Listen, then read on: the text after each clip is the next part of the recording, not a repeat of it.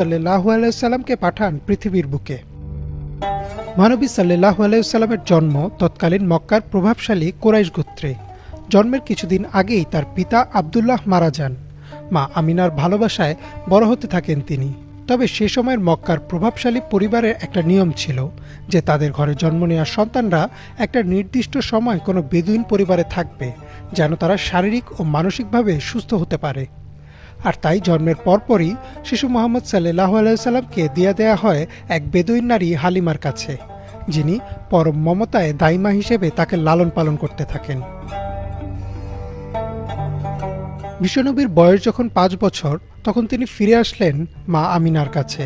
তবে মাত্র ১ বছর পরেই তিনি হারালেন তার মাকেও। বাবা মা হারা শিশু মোহাম্মদ সাল্লাল্লাহু আলাইহি সাল্লামকে কোলে তুলে নিলেন তার দাদা আব্দুল মোতালেব। প্রচণ্ড ভালোবাসা দিয়ে তিনি বড় করতে থাকলেন বিশ্বনবীকে।